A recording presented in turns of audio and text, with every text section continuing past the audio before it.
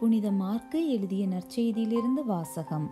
அதிகாரம் 1, இறை வார்த்தைகள் 29 முதல் 39 முடிய. இயேசுவும் சீடர்களும் தொழுகை கூடத்தை விட்டு வெளியே வந்து யாக்கோபு, யோவானுடன் சீமோன், அந்திரேயா ஆகியோரின் வீட்டிற்குள் சென்றார்கள். சீமோனுடைய மாமியார் காய்ச்சலாய் கிடந்தார். உடனே அவர்கள் அதை பற்றி இயேசுவிடம் சொன்னார்கள். இயேசு அவர் அருகில் சென்று கையை பிடித்து அவரை தூக்கினார்.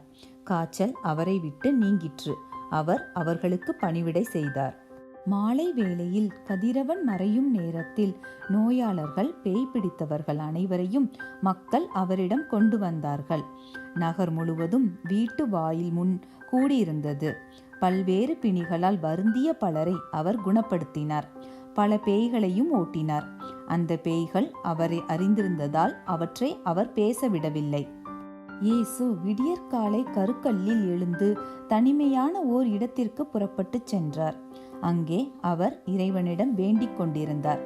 சீமோனும் அவருடன் இருந்தவர்களும் அவரை தேடிச் சென்றார்கள். அவரை கண்டதும் எல்லாரும் உம்மை தேடிக் கொண்டிருக்கிறார்கள் என்றார்கள். அதற்கு அவர், நாம் அடுத்த ஊருக்கு போவோம், வாருங்கள்.